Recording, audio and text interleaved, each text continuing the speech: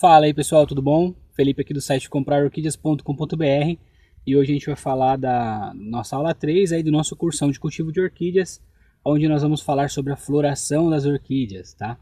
O vídeo de hoje não é para falar como fazer a sua orquídea florir, e sim explicar a diferença de florações, né? Quando é espata, quando é haste, porque muita gente acaba se perdendo o que é haste, o que é espata, né? Para você identificar a floração da sua orquídea. E vamos também mostrar, tem até alguns exemplos aqui atrás, a flor e explicar as partes da flor e mostrar para vocês para que serve cada uma delas. Beleza? Gostou do tema? Não esquece de como é que funciona o nosso curso. Primeiro de tudo, marca seu nome e seu bairro aqui embaixo para servir como a nossa lista de presença.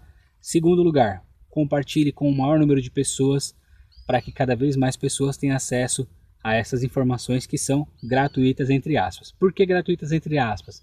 Eu penso o seguinte, gente, se a gente assistiu um curso, um material e serviu para a gente deve pagar por esse material. Só que vocês não vão fazer o pagamento para mim. Façam uma doação para uma instituição de caridade aí da sua cidade, a que você confia, não importa, pode ser em dinheiro, qualquer valor, 5, 10, 50, 100 reais, o valor que não vai te atrapalhar, não vai te fazer falta. Caso você não possa fazer em dinheiro, faça um serviço voluntário para ajudar o próximo. Caso você não possa nenhum nem outro, compartilhando o vídeo você já ajuda, pois esse vídeo pode chegar até alguém que possa ou fazer um serviço voluntário ou fazer uma doação de dinheiro para ajudar quem realmente precisa. Certo? Vamos continuar com essa corrente do bem aí e vamos para a próxima aula. Vamos lá? Bom pessoal, primeiro de tudo eu vou mostrar para vocês aí qual a diferença entre uma espata floral e uma haste floral. Tá? Algumas orquídeas florescem por espata e outras por haste. Essa daqui, por exemplo, é uma intermédia flâmea. Ela dá espata floral. Ela sai essa espatinha aqui, ó, no topo das suas folhas, aí, dos seus bulbos.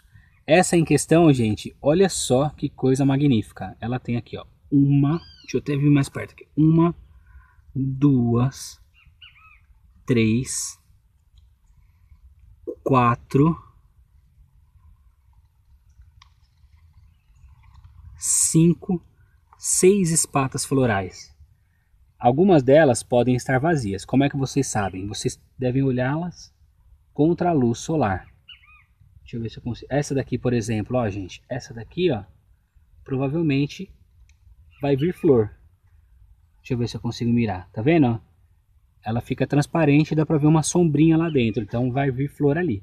Algumas não vêm. Algumas ela fica vazia e não floresce. Então nem sempre quando tem a espata vem a flor. Algumas vezes a planta está começando ao processo de florescer, mas só vem a floração efetivamente no próximo bulbo, certo? Então isso é uma espata floral, quando ela gera essa estrutura e daqui já saem já os botões para a planta florescer, ok? Agora eu vou mostrar para vocês alguns exemplos de plantas que florescem por espata floral. Temos aqui, ó, a Mini Purple Cerulea. Ela abriu a espata aqui, ó, e já saiu a sua belíssima flor. E nós temos aqui também as intermédias, que estão um pouquinho mais apressadas do que aquela que eu mostrei para vocês. Olha só, ainda dá para ver a espata dela aqui, ó, e aqui já saem aí as flores, certo? Temos outras intermédias ali. Agora vamos mostrar para vocês a haste floral. Notem que é diferente. A haste floral, ela vai sair uma estrutura longa e nessa estrutura longa vão sair os botões. Por exemplo, nesse Dendrobium Kingianum alba, que ela floresce por haste. Tá vendo? Tá aí a sua haste. As Vandas também florescem com haste. As Phalaenopsis também. Ela não dá espata, ela sai essa haste longa que acaba desenvolvendo as flores. Viu como é diferente? Por que isso é importante? Para você saber realmente quando a sua planta está entrando em floração. Muitas vezes a planta floresce com espata floral, como o caso dessa Mini Purple Cerulea. E a pessoa vê alguma estrutura saindo de baixo, alguma coisa assim, e acha que é floração. E na verdade não. É uma raiz ou um broto que está saindo, pois essa planta não floresce daquela maneira. Inclusive ela tem vestígios aqui, ó, de florações anteriores. Ó. Aqui e aqui também. Ó. Então ela já floresceu em outras espatas em épocas de florações passadas. Beleza?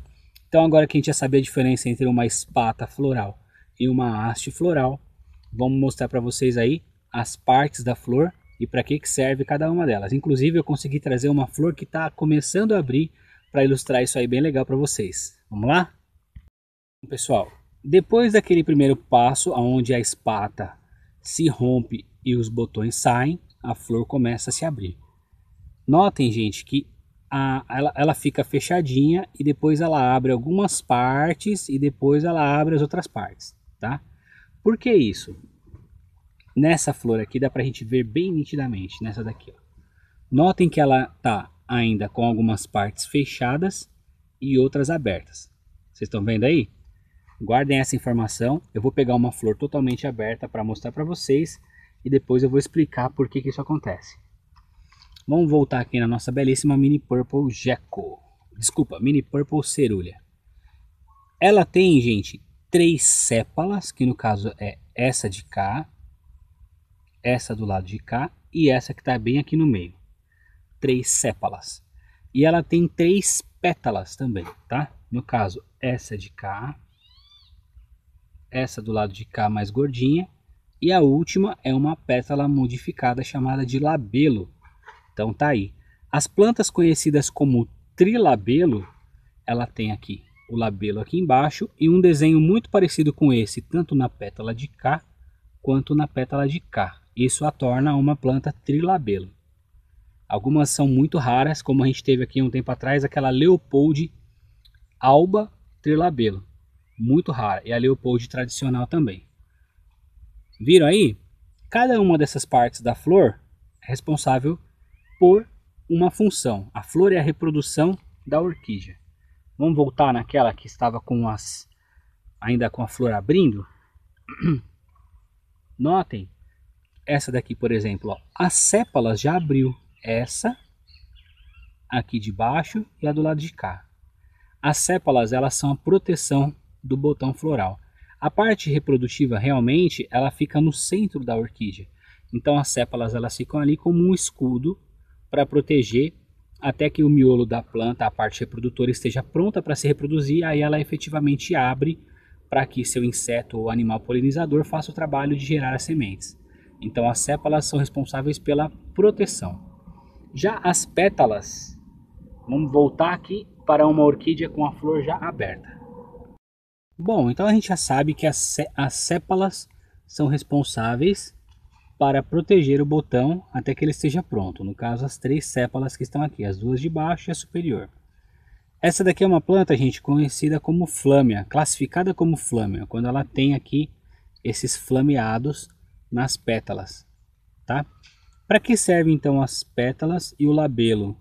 As pétalas e o labelo, eles já são já tem a serventia de atrair os animais polinizadores. Como que a planta faz isso?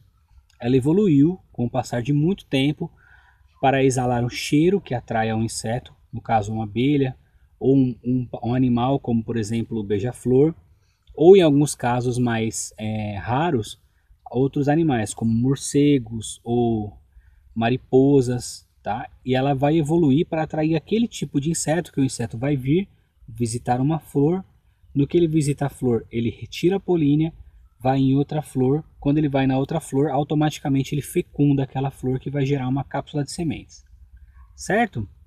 Como que a orquídea faz para atrair esse inseto ou animal polinizador?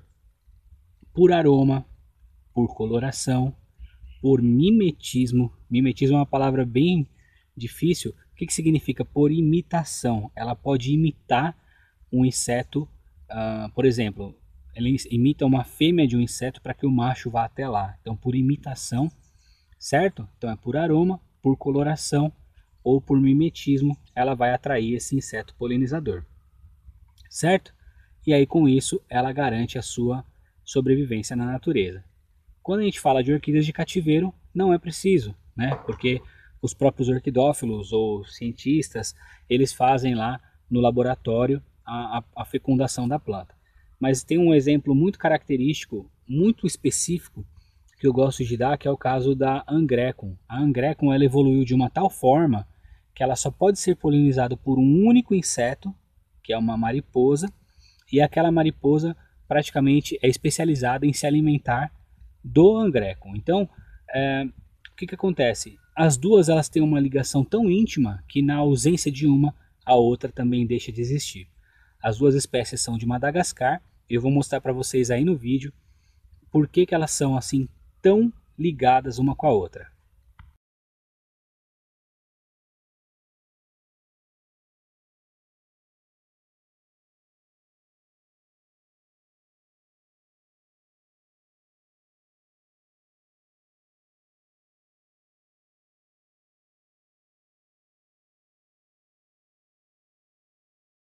Vira aí, pessoal. Essas duas espécies evoluíram juntas por milhares de anos de uma forma que a flor, em vez das suas políneas ficarem aqui, bem na flor, ela tem um tubo aqui atrás de 30 centímetros, ou seja, um palmo e mais um pouco, o tubo chegaria até aqui e as políneas ficam no final do tubo. Por outro lado, a mariposa ela tem uma língua de 30 centímetros para que ela possa adentrar a flor e ir até o final do tubo e pegar as políneas. Ou seja, essa flor na natureza, essa orquídea na natureza, ela só é polinizada por essa mariposa. Se por algum motivo qualquer essa mariposa deixar de existir, a orquídea deixa de existir ao mesmo tempo. Por outro lado, se por algum motivo essa orquídea deixar de existir, cessa-se a alimentação das mariposas, que elas se alimentam exclusivamente dessa flor. E aí acaba de existir a outra. Então elas têm uma ligação tão íntima, as duas espécies, que quando uma deixar de existir, entrar em extinção, a outra automaticamente entra em extinção junto. Lógico, hoje em dia, com os laboratórios, né, onde a gente consegue fazer clonagem de orquídeas sementeiras com as técnicas com a mão do homem, a gente consegue salvar a flor porque é feito em laboratório, tá? Mas na natureza é dessa forma que funciona. Beleza? Gente, espero que vocês tenham gostado aí das explicações de hoje. Se gostaram, não esqueça de seguir aquelas 3 coisinhas que nós conversamos lá no começo do vídeo. E aguarde que logo teremos aí mais vídeos para vocês, logo com partes mais práticas, mostrando efetivamente como cultivar a sua orquídea. Certinho? Muito obrigado por assistir o vídeo, aguarde a próxima aula e até logo!